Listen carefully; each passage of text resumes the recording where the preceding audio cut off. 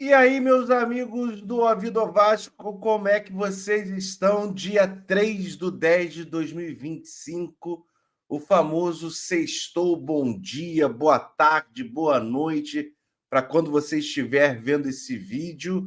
Vamos falar muito de Vasco, vamos falar de Crefisa, o tal financiamento, empréstimo de 80 milhões. As notícias que permeiam esse clube gigantesco que a gente ama e às vezes odeia amar tanto, mas vamos falar que o Vasco, pelo menos ao fim da 26ª rodada, está relativamente bem, numa distância segura do famigerado Z4 e podendo mirar lá para cima. Vamos falar muito do Vasco da Gama, além de uma possibilidade de trazer um jogador sul-americano, meus amigos.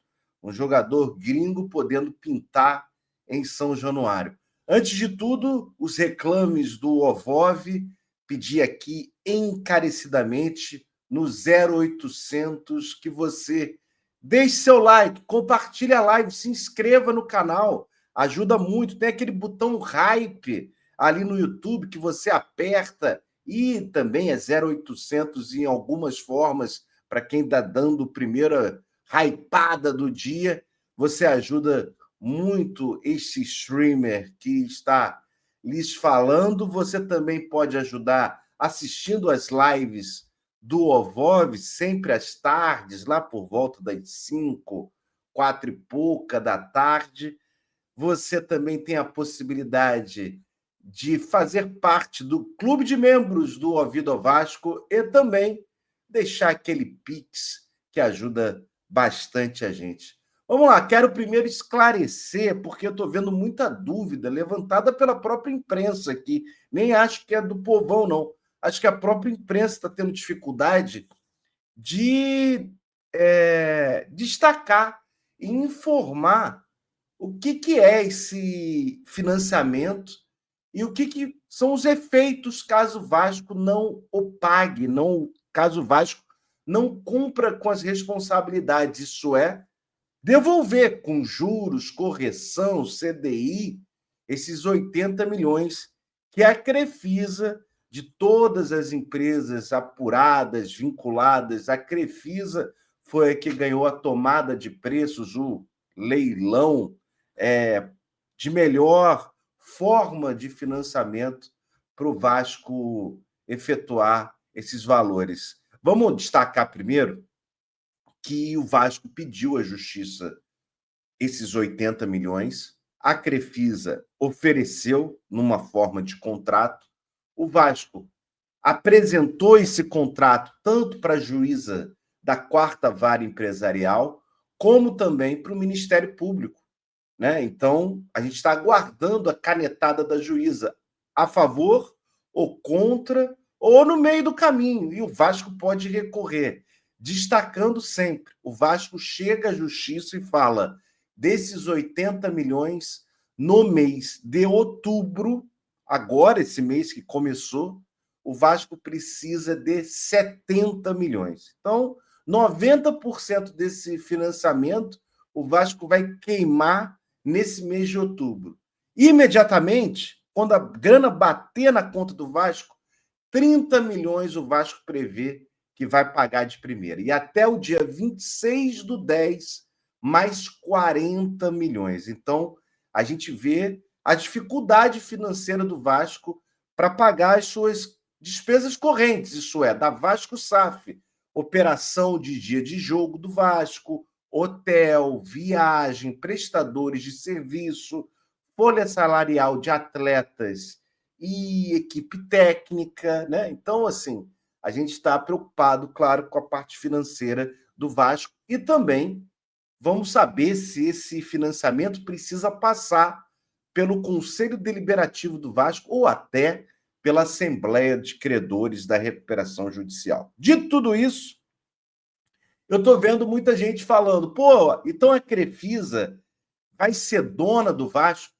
Isso é um empréstimo ponte já garantindo que a Crefisa lá na frente vai ter parte do Vasco? Então vamos lá. O Vasco colocou como garantia para receber esses 80 milhões 20.000 cotas de sua posse da Vasco SAF. Né? O Vasco Associativo tem, tirando os 31% que está em briga, em litígio com a EICAP barra 777, 69%. Então, o Vasco colocou 20% para garantir esse empréstimo, esse financiamento de 80 milhões. Isso, em termos jurídicos, não vai ajudar muito, mas seria uma alienação fiduciária. Agora, caso o Vasco não pague, caso o Vasco não cumpra, num prazo de até 4 anos, 1 ano de carência, mais 3 para pagar, como é que o Vasco faz? Como é que a Crefisa faz? A Crefisa é dona do Vasco? Vamos lá. O Vasco não paga esse financiamento. A Crefisa vai ter direito, realmente, a 20% das cotas da Vasco SAF. Só que 20% das cotas da Vasco SAF não faz com que a Crefisa seja a administradora, vamos dizer, quem dê as cartas no futebol do Vasco. Ela vai ter 20% de cotas. Por exemplo, na arbitragem, está se discutindo os 31% da 777, finada 777 de Josh Vander, e a EICAP.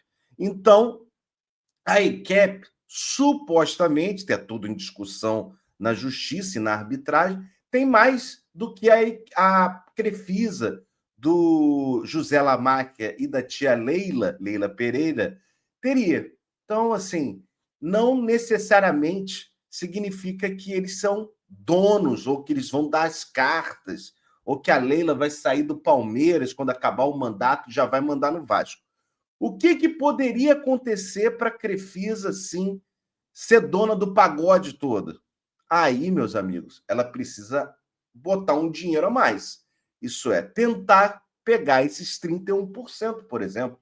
Se a Crefisa aparecer na mesa de negociação da arbitragem, em que de um lado tem o Vasco e do outro lado tem a 777/EICAP, e falar, olha só, eu estou comprando esses 31%, eu estou pagando o que a 777 acha que é devido a ela para vender as suas cotas, aí é outra história. Isso não faz parte desse financiamento.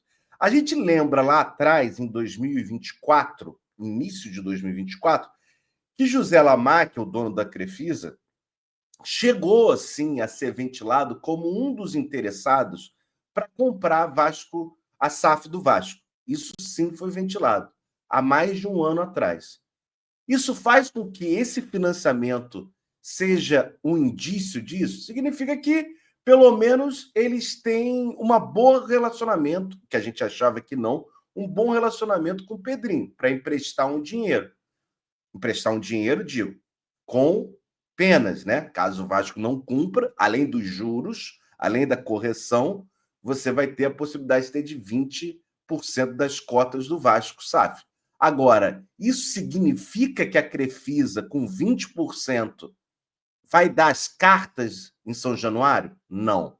Então, vamos destacar isso, que eu estou vendo muita desinformação na imprensa e levando a galera já a especular, dizendo que a Leila vai chegar em São Januário, vai comandar o futebol, com 20%, que é o objeto desse contrato de financiamento, a Leila não manda no futebol. Agora, se hoje, dia 3/10, se amanhã, se até o caminho que levar esse financiamento, que envolve 4 anos, destaco isso para vocês, a Crefisa entrar na arbitragem e adquirir 31%, isso é 50 mais 1, já contando com os 20% do financiamento que o Vasco está fazendo com a Crefisa, e depende da aprovação judicial, aí sim a figura muda de história.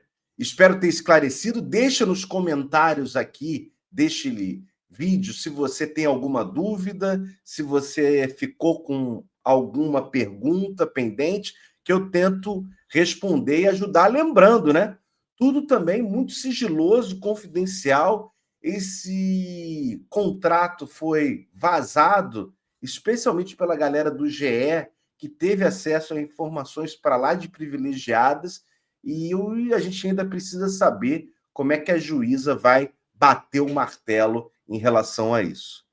Sobre a rodada, terminou ontem a rodada 26ª do Campeonato Brasileiro, e o Vasco, né, ficou na 12ª posição com 30 pontos e 26 jogos. Ontem foram resultados mais ou menos favoráveis para a gente, mas a gente teve resultado bom. São Paulo bateu o Fortaleza, Fortaleza afundado na zona de rebaixamento. O Vitória, por outro lado, ganhou do Ceará no Barradão. Para quem está pensando lá em cima, o Ceará justamente é o time acima do Vasco na tabela, está na 11ª posição com 31 pontos. Teremos um confronto, entre aspas, direto com o Vitória, né? Ah, Danilo, vai estar brigando pela zona de rebaixamento ainda? Vai estar brigando pela Sul-Americana? Vai estar brigando por uma pré-Libertadores? Eu destaco isso. O Vasco fazendo o dever de casa, e o jogo será difícil, claro. A gente provavelmente não conta com Carlos Cuesta, mas graças a Deus, Cauã Barros retorna depois da suspensão. O Vasco vencendo vai a 33. Com 33 pontos atualmente está o Bragantino, com o mesmo número de jogos do Vasco, na 9ª posição. Sendo que o saldo de gols do Vasco da Gama é melhor do que o Bragantino. O Bragantino tem -6 de saldo, o Vasco tem 0. Então o Vasco passaria à frente do Bragantino. Então, assim, a gente está muito mais próximo da parte de cima da tabela, da 9ª posição, por exemplo, do que está olhando para baixo. Eu sei que tem muita gente preocupada, o Vitória perturbando, podendo, se vencer o Vasco, chegar a 28 pontos, mas mesmo assim, o Vitória vencendo, ele mantém uma distância de 2 pontos para o Vasco e 2 vitórias, né, em relação ao componente de diferença na tabela. Então, assim, vamos com calma. Eu acho que o Vasco tem um jogo mega importante que pode sim sacramentar aonde ele vai brigar nesse campeonato, mas ao mesmo tempo não acho que é esse pesadelo todo. E tudo bem que mês de outubro é o famoso mês do Dia das Bruxas, do Halloween, mas vamos aguardar. Como eu disse, Carlos Cuesta é dúvida. A gente não sabe ainda como é que Fernando Diniz vai entender essa escalação do Vasco, se recua Hugo Moura para a zaga e coloca mais um volante no meio junto com Tietê e Barros, por exemplo, se coloca de novo Lucas Oliveira e a pressão da torcida vai ser muito grande, se coloca Lucas Freitas na zaga meio torto com Robert Renan, vamos lembrar que os dois são canhotos, a gente vai ter uma noção maior nas próximas horas com a chegada da partida. O Vasco também, informação trazida por vários veículos, está em negociação, sim, com um atacante chileno, atacante da seleção sub-20, que está jogando o Mundial. Aliás, Mundial que contém a seleção brasileira, Leandrinho é titular, mas o Brasil vai mal, né? Depois de um empate com o México, perde da seleção de Marrocos. Eu tinha comentado que era um grupo complicado para o Brasil, ainda tem Espanha para jogar, e o Vasco, e a seleção brasileira de Ramon Menezes, nosso Ramonzinho, vai muito mal, né? Vamos ver como é que a CBF vai reagir. Muitas críticas à seleção sub-20. Mas, independente, esse jogador, Vicente Álvares, atacante, que pertence à União São Felipe, está no Mundial e é alvo do Vasco da Gama. Vamos lembrar que o Vasco tem Admar Lopes, e essa característica de peneirar o mercado sudaco, sul-americano, foi um dos pontos elogiados ao Admar das passagens dele pelos clubes europeus. O Vasco fez uma primeira proposta à União São Felipe e ao jogador, foi recusado, mas o Vasco ainda pretende fazer novas propostas ao jogador que veste a camisa 22 da seleção chilena.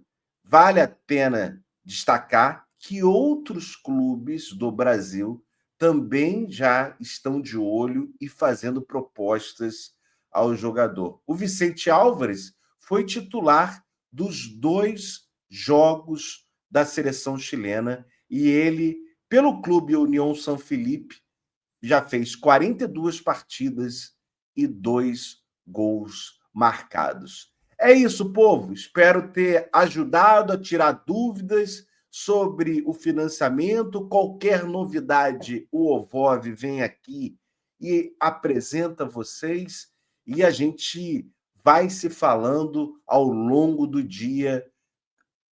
Quero agradecer a todo mundo que colou, assistiu esse vídeo até o final e quem puder ajudar novamente com like, com compartilhar, com comentar e também, claro, através do botãozinho Hype, se inscreva no canal, o Live Pix, eu agradeço bastante. Tamo junto e qualquer novidade a gente está de volta.